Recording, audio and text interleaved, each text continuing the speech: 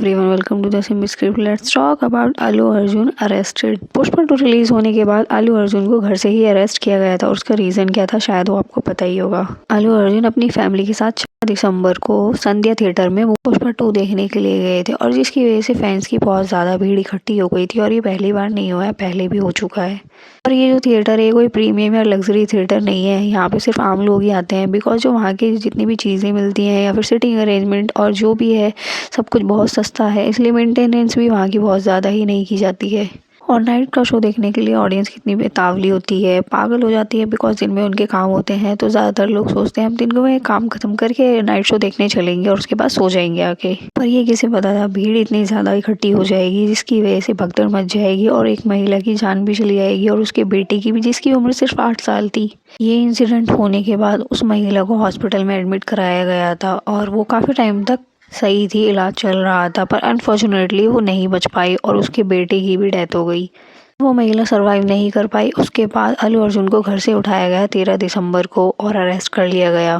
Friday के बाद Saturday Sunday आता है और सैटरडे संडे को जल्दी से किसी को बेल नहीं मिलती है और ये बोला गया कि ये अल्लू अर्जुन को अरेस्टेड करवाना चाहते थे कुछ लोग जो उनसे जेलस करते थे इसीलिए, पर अल्लू अर्जुन को तो बेल मिल गई नेक्स्ट डे ही। अभी कुछ लोग इसे पीआर स्टंट भी बोल रहे हैं, पहले इतनी भीड़ इकट्ठी करवा देना बिना किसी नोटिस के, वहाँ पे चले जाना अपनी फैमिली के साथ फिल्म देखने के लिए और बाद में भगदड़ हो जाना और फिर अरेस्ट होके जल्दी से जेल से बाहर आ जाना। पर अल्लू अर्जुन ने बोला उसने पहले ही वहाँ पे कंफर्म कर दिया था कि वो आने वाला है अपनी फिल्म देखने के लिए और उसने नोटिस भी दिया था। पर जब नोटिस दिया गया था उसके बाद भी कोई सेफ्टी प्रिकॉशन नहीं दिया गया था, ना तो वहाँ पे पुलिस की टीम थी ना फिर सेफ्टी गार्ड्स थे। जब भीड़ इकट्ठी हो गई, कोई एक्टर आने वाला है उसके बाद तो भीड़ इकट्ठी होना कॉमन ही है।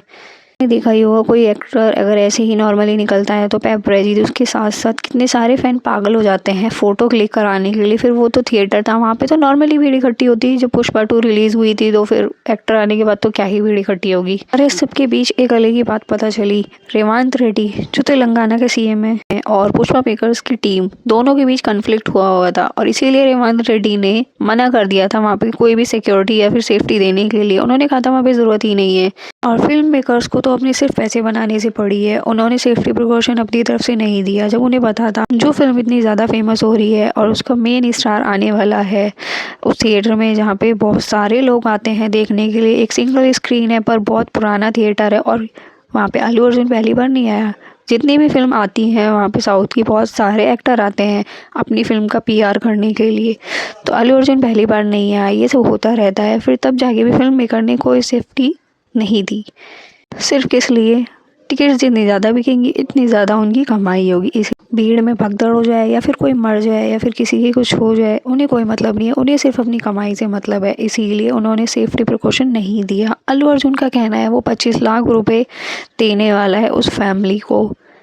अभी कुछ लोग ये बोल रहे हैं 25 लाख तो बहुत कम है, जहाँ इतनी कमाई है 2-3 करोड़ तुम्हें दे देने चाहिए थे। मैं सिर्फ ये पूछना चाहूँगी जिसकी फैमिली ख़त्म ही हो गई है क्या वो लोग वापस आ सकते हैं पैसे से? बिकॉज 8 साल कुछ उम्र होती है बच्चे की जिसने कुछ देखा ही नहीं था और वो सिर्फ एक फ़िल्म देखने के लिए गया था और जिसकी वजह से उसकी दुनिया ही ख़त्म हो गई।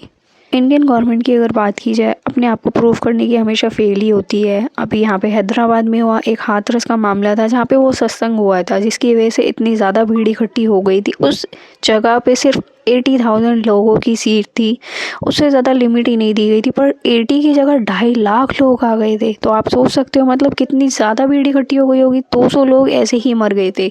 और जब ये भगदड़ हुई तो उसके बाद नारायण हरि बाबा कहाँ चले गए, ये इंसिडेंट हुआ उसके बाद उन्हें कोई नहीं जानता है वो कहाँ चले गए हैं, बस आप न्यूज़ में ही उन्हें देख सकते हो, वो भी कभी कभी।